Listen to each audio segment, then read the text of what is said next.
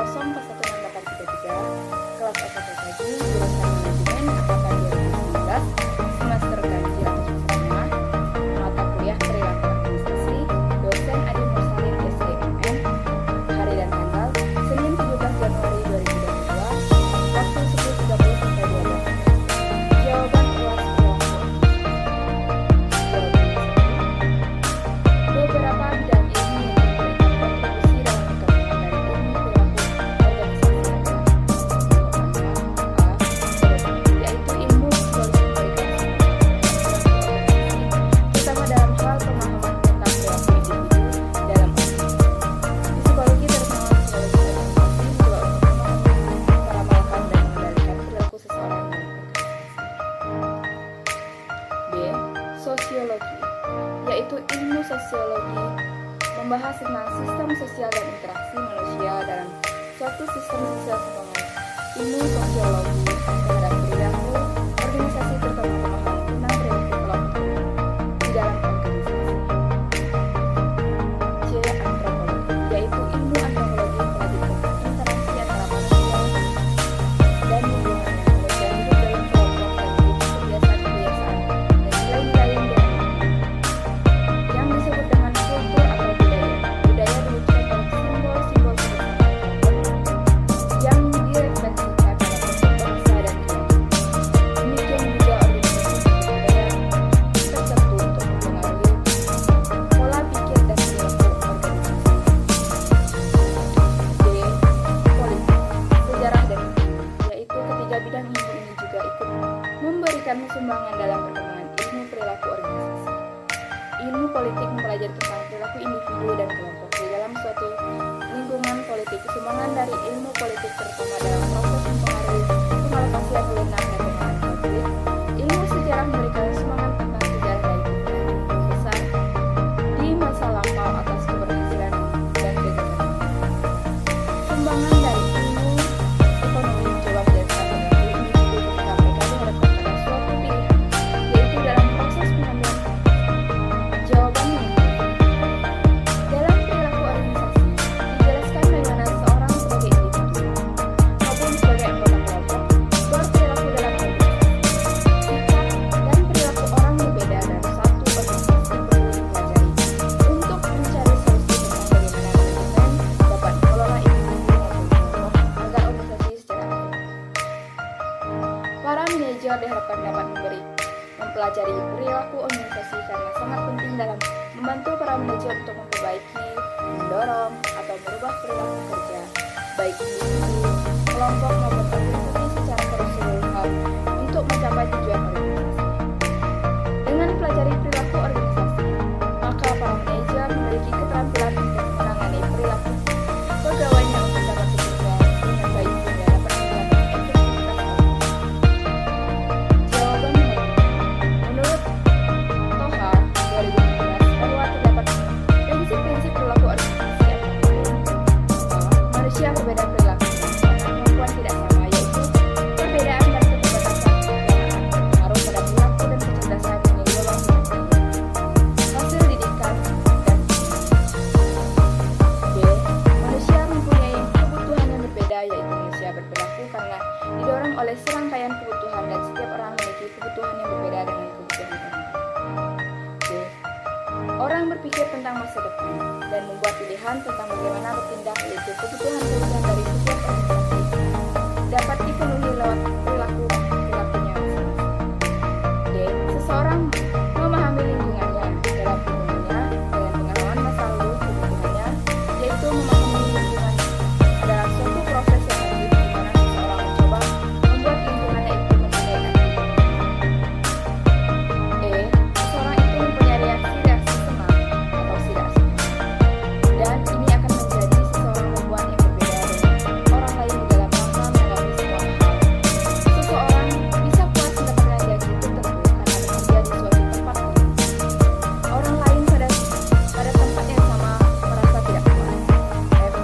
Banyak faktor yang menentukan sikap dan perilaku seseorang, yaitu adanya perasaan senang dan tidak senang. Jawaban nomor 4. Perilaku organisasi. 8 tujuan bermanfaat bagi karyawan dan perusahaan. Perilaku organisasi tak hanya menentukan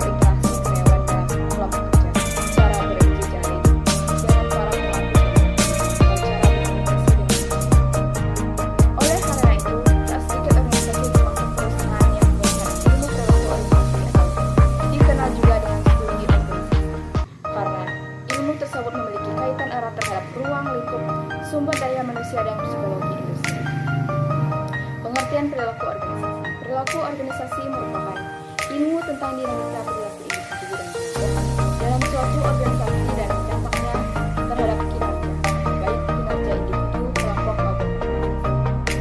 Ada beragam tujuan perilaku organisasi, mulai dari membangun budaya kelompok kerja, merekrut orang-orang baik, menciptakan hubungan yang bermakna di antara anggotanya, menyelesaikan konflik, mengembangkan kualitas masing-masing individu, hingga mencapai kepentingan masing-masing. Di bidang ini, peneliti telah menemukan bahwa penerapan perilaku organisasi pada manajemen personalia dapat menghasilkan karyawan terbaik sekaligus meningkatkan keberhasilan organisasi kerja secara keseluruhan. Ada pula yang meneliti perilaku individu di lingkungan kerja dan dampaknya terhadap struktur pekerjaan, kinerja komunikasi, motivasi, kepemimpinan, dan lainnya. Berkaitan dengan perusahaan, pelaku bisnis dapat memenuhi tujuan jangka pendek dan jangka panjang, apa yang motivasi para karyawan dan bagaimana mereka berinteraksi satu sama lain. Informasi tersebut dapat membantu dalam berbagai bidang termasuk pelatihan dan pengembangan karyawan hingga inovasi dan keuangan. Tujuan perilaku organisasi. Seperti yang telah disimpulkan di atas, perilaku organisasi memiliki beragam tujuan yang bermanfaat maupun tidak. Adapun penjelasan di bawah ini menemukan kandidat perilaku organisasi dapat melakukan pemilihan tepat antara bakat dan gaya kerja sesuai dengan deskripsi tugas, sehingga perusahaan dapat memutuskan individu yang akan dimasukkan dalam tim atau gugus tugas, dan siapa yang akan dimasukkan pemimpin atau individu ideal yang akan dipilih. Kepuasan kerja. Memahami perilaku organisasi dapat menjelaskan faktor-faktor yang bisa mendorong atau justru menghambat kepuasan kerja, serta sebut saja seperti pembuatan aturan, penghargaan organisasi, dan atau karakteristik kelompok kerja. Pada gilirannya, kepuasan kerja dapat mendorong produktivitas individu, mengurangi turnover, sehingga memberi pengaruh lebih besar untuk rekrutmen kerja.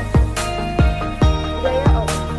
Saat ini lebih besar mungkin perusahaan merasa kesulitan untuk mempersatukan tim ke dalam satu tujuan. Disinilah tujuan perilaku organisasi, yakni memahami dan merancang saluran komunikasi serta struktur kepemimpinan dapat memperkuat budaya organisasi juga bermanfaat ketika lingkungan bisnis bersama masyarakat, di mana hal tersebut memaksa perusahaan untuk mengadaptasi berbagai hal seperti memasuki pasar global, memanfaatkan tenaga kerja virtual, serta mempertahankan identitas yang jelas tanpa kehilangan fleksibilitas dan kemampuan beradaptasi. Kepemimpinan beresolusi. Tujuan perilaku organisasi adalah mendorong kepemimpinan dan resolusi konflik dengan yang baik akan memberikan kesempatan karyawan lebih bagus sehingga mereka mampu memecahkan masalah. Namun, pada saat menjalani pekerjaan mereka tak bisa menghindari konflik atau perbedaan. Dengan perilaku organisasi, jiwa kepemimpinan ditanam di setiap karyawan akan membuat konflik menjadi pertukaran ide yang konstruktif. Memahami karyawan lebih baik. Ilmu perilaku organisasi membantu kita untuk memahami perilaku para karyawan. Selain itu, memprediksi bagaimana mereka akan berperilaku di masa depan, mengetahui potensi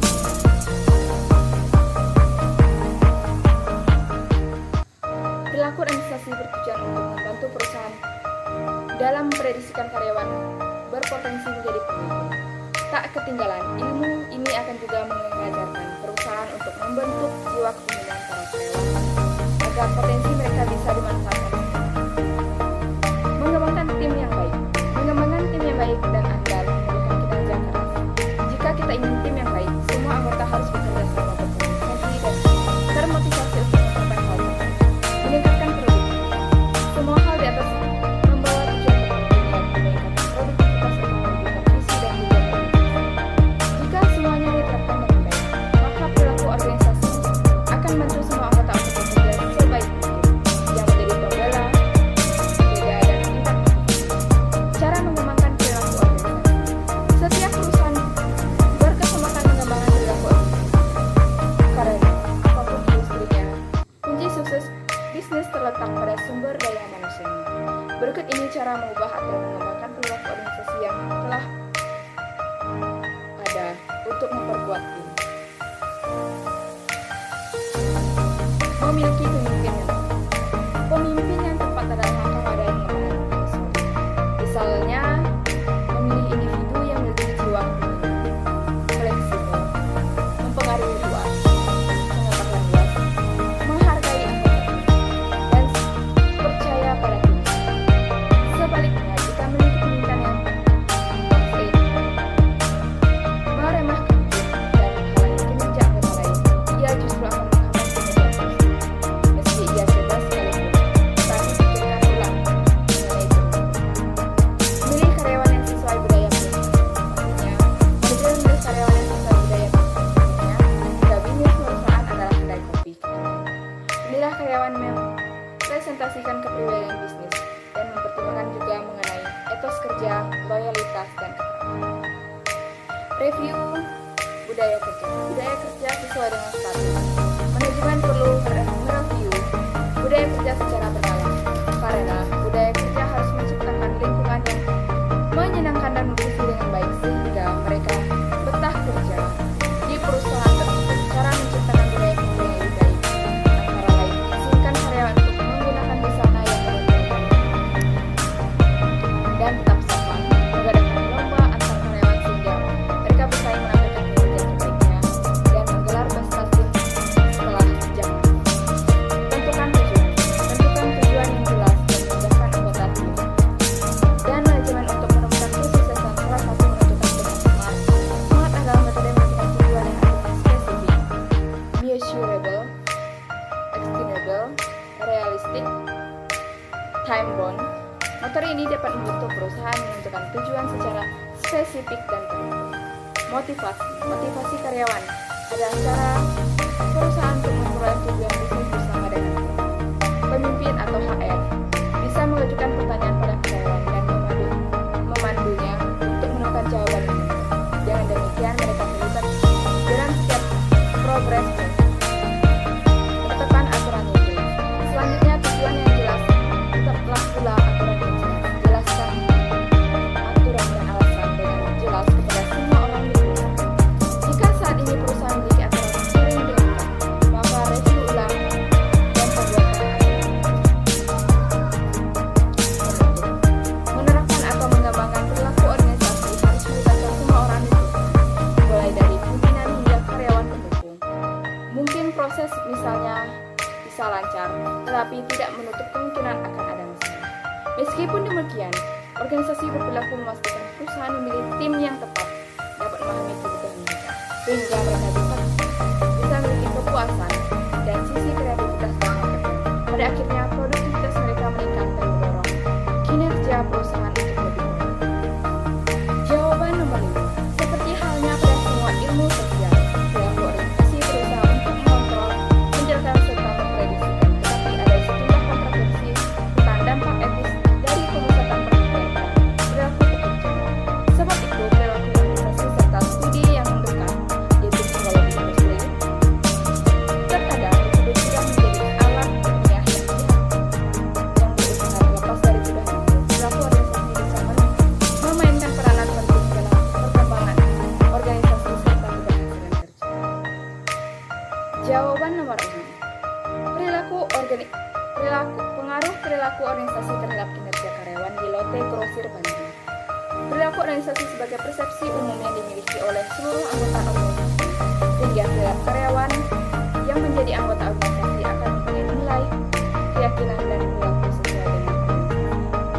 Judul jurnal, perilaku organisasi terhadap kinerja karyawan di Lotte Grosir Bandung. Jawaban nomor 4. Selanjutnya, Noto Atmojo 2010 menyatakan ada beberapa dua faktor membentuk perilaku, yaitu faktor internal dan eksternal. Yang pertama, faktor internal, yaitu semua faktor yang berasal dari dalam diri individu serta motivasi, persepsi, minat, kebiasaan, dan sebagainya yang dapat individu. Faktor eksternal, yaitu faktor yang berasal dari luar diri individu seperti sosial, budaya, politik, dan lingkungan lainnya yang membentuk perilaku individu. Jawaban nomor 8. Nilai dapat mempengaruhi pengetahuan, sikap, dan tindakan individu. Dengan berkata lain, perilaku individu dibentuk dari nilai-nilai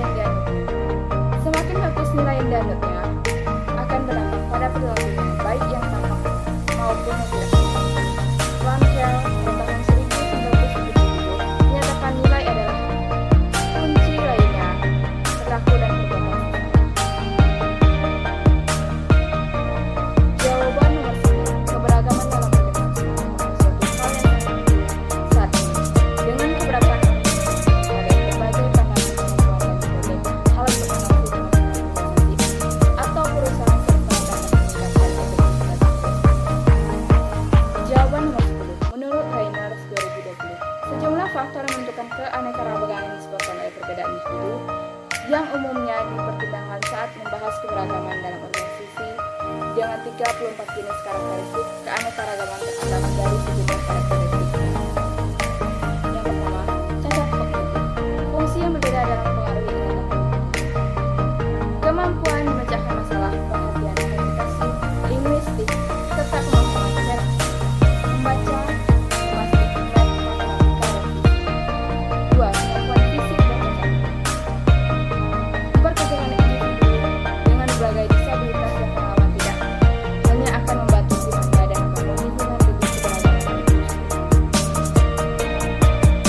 tetapi juga membawa perspektif dan ide unik untuk membantu perusahaan Anda menjangkau pasar pelanggan dan klien yang lebih luas. 3. Kesehatan mental. Kesehatan karyawan menjadi tren utama dalam ruang sumber daya manusia, tetapi terlalu sering kesehatan mental diabaikan tanpa dukungan dan sumber daya untuk mencari dan menerima bantuan yang dibutuhkan karyawan. Perusahaan mungkin melihat penindakan ketidakadilan, konflik pekerjaan keluarga, peningkatan masalah kesehatan mental dan perilaku, dan bahkan tingkat pergantian karyawan lebih tinggi. 4. Keanekaragaman syarat. Keanekaragaman syarat seperti yang didefinisikan oleh Simposium Nasional Penataan Karyawan Syarat adalah konsep di mana perbedaan neurologis harus diakui dan dihormati sebagai variasi manusia. 5. Perilaku dan keanekaragaman. Setiap orang memiliki tingkah laku dan pola perilaku unik yang mereka kembangkan secara kepribadian dan gaya. Berbagai kepribadian dan gaya berpikir yang berbeda di tempat kerja dapat membawa situasi stres dan kreativitas yang unik. 7. Latar belakang budaya. Ada sejumlah faktor yang membentuk budaya yang berbeda, termasuk makanan tradisional, bahasa, agama, adat istiadat. 8. Letak geografis. Letak geografis memainkan peran utama dalam budaya, bahasa, pendidikan, peran sosial, status sosial ekonomi, kepercayaan dan ideologi budaya, suatu bahasa. 9. Bahasa linguistik. Bahasa linguistik dan aksen dapat memainkan peran penting dalam kemampuan seseorang untuk mendapatkan dan mempertahankan pekerjaan. 10.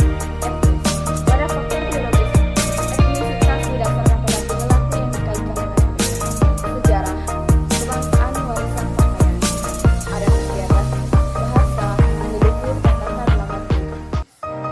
11. Ras. Ras dikenali secara biologis. Contoh ras meliputi kulit putih, hitam atau Afrika Amerika, Indian atau Alaska Native, Asia, Native Hawaiian, atau penduduk kepulauan Pasifik lainnya. 12. Status keluarga negara. Larangan diskriminasi calon atau karyawan saat merekrut penduduk, memperkerjakan atau memecat individu berdasarkan kenegaraan atau status imigran. 13. Usia. Pada setiap waktu, ada beberapa generasi yang bekerja di antara mereka. Setiap generasi memiliki perbedaan tersendiri yang ditentukan oleh perilaku, oleh periode waktu orang dilahirkan dan perubahan politik dan ekonomi yang unik yang akan terjadi selama masa kecil. 14. Keluarga dan asuhan. Keluarga memiliki pengaruh yang signifikan terhadap kehidupan setiap individu. 15. Ideologi. Ideologi berperan untuk kenyamanan karyawan dalam berbagai pendapat tentang rekan kerja. Ideologi yang sangat berbeda dapat membuat individu lebih berhati-hati untuk memulai percakapan dengan rekan kerjanya jika mereka tahu ada itu dapat memicu perdebatan. 16. Moral mencerminkan keyakinan individu untuk pikiran dan perilaku yang dapat dipahami. 17. Peran sosial relatif. Seringkali berkorelasi dengan peran sosial yang dimiliki tentang demografi tertentu dan dapat mempengaruhi kemampuan individu. Identitas gender. Peran gender sebagai konstruksi sosial yang bervariasi menurut budaya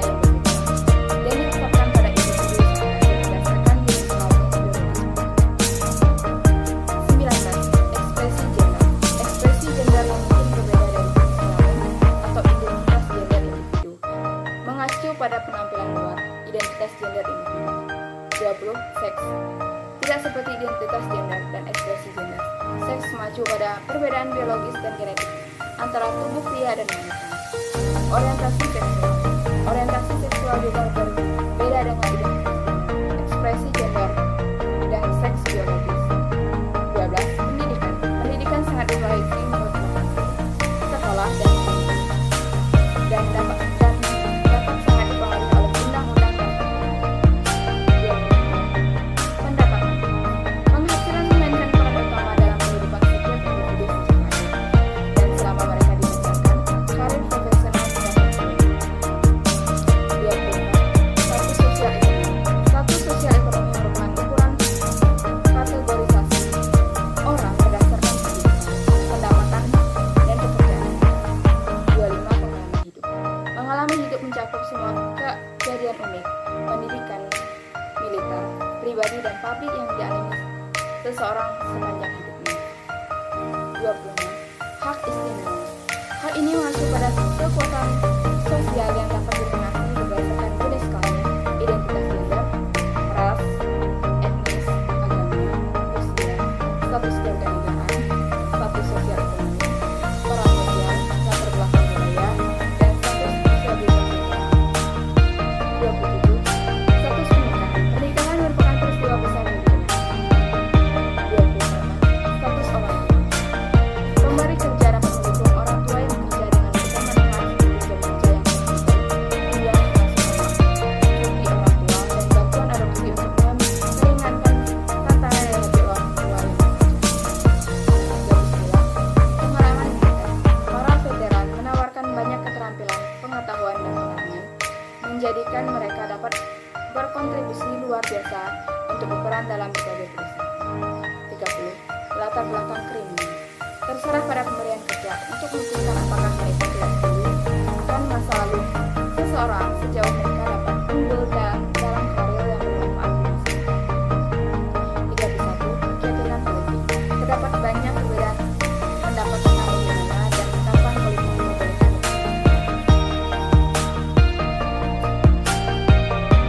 32. Keyakinan agama dan spiritual. Terlepas dari apakah orang mendiskusikan afiliasi agama, mereka mendapatkan kerjaan. Penting akan menciptakan tempat kerja yang memahami dan menerima kepercayaan setiap orang, meski mereka berbeda statusnya. 33. Pengalaman. Sebelum setiap kali seseorang yang pindah ke industri atau perusahaan baru, mereka membawa pengalaman kerja dan keterampilan mereka sendiri. 34. Keterampilan.